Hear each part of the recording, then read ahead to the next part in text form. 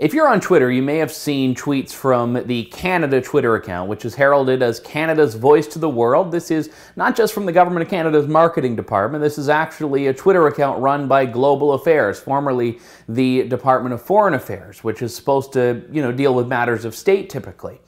Well, the Twitter account got under fire in August after posting a tweet that was deemed to be culturally insensitive to Aboriginal Canadians. The tweet was on World Lion Day, and it said, "We think the lion is Canada's spirit animal. Proof, it's on our Royal Coat of Arms. Hashtag World Lion Day."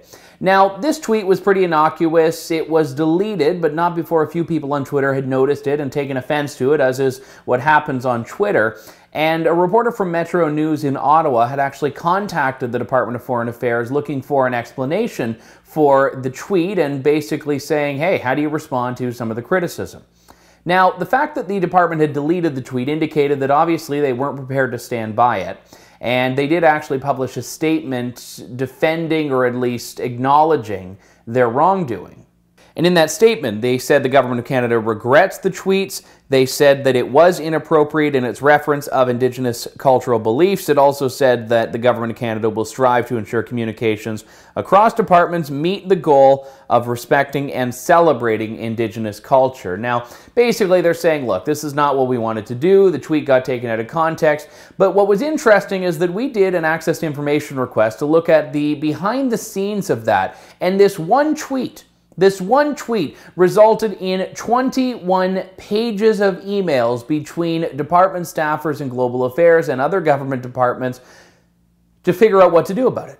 21 pages of emails, all to deal with how they could respond to the criticism of being insensitive to Indigenous beliefs. But then we still have the question of what resulted in the deletion of the tweet. And this is where things get a little bit interesting. One of the emails is from Carolyn Campbell, who works with Aboriginal Affairs and Northern Development. Her email is to Kate Purchase and Zita Estravis, as well as Annie St. Ange. Now, these are PMO staffers, and she writes, Kate, Zita, Annie, see tweet below, and reference to spirit animal and our Canadian coat of arms. Is this something we can have changed or taken down? We're hearing about the concern of appropriation of Indigenous spirituality. Now, that email was sent on August 11th at 7:24 in the morning, and by August 12th, this had become a full-blown story with Metro trying to figure out what had happened and who was responsible for the deletion.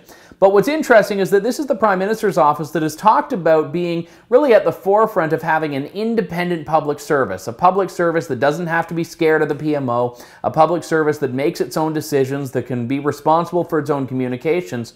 I don't know where getting the public service to delete tweets that they've posted, which they have the right to do, falls into their mandate. And what's interesting is that it appears that some who are actually responsible for managing this Twitter account don't even want to be a part of it in the first place. Joseph Pickerel writes, it's something PMO have flagged on occasion, but as they were referring to the weird and wacky, referring to Twitter accounts that fall into that category of miscellany, everyone was okay to let it go. This is different and calls into question the utility of the account when you stack its intended purpose against time spent justifying tweets about spirit animals and Pokemon, another legendary tweet.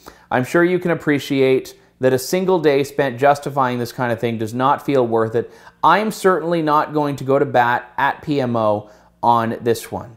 Now, there was also an email from that same man talking about how the Twitter account itself is not something that really seems to fall into the category of being all that useful. Please let me know who's responsible for content creation and editorial oversight, as well as the ownership structure of this account. I recall something about heritage being involved, and while I'm not inclined to bog things down when the weird and wacky appear, this one clearly lacked sensitivity.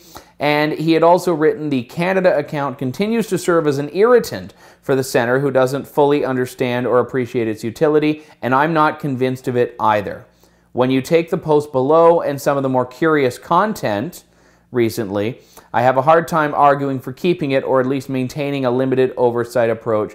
Grateful for views ASAP. So this is the public service using one tweet that apparently was deemed insensitive by the PMO and by a number of critics on the social media pages, who, by the way, had their entire tweets and criticisms documented, screenshotted, and shared by the Government of Canada. Isn't this a great use of your tax dollars? So What's the point of the Twitter account? If we want Canada's voice to the world, well, having 21 pages debating a single tweet seems to be a pretty negative portrayal of Canada and not the voice we want to be sharing abroad. For the Rebel.media, I'm Andrew Lawton. Like what you just saw? Make sure to check out more great content at therebel.media, and if you really like what you saw, then become a premium member at therebel.media and have access to a whole trove of fantastic programs that you won't see anywhere else.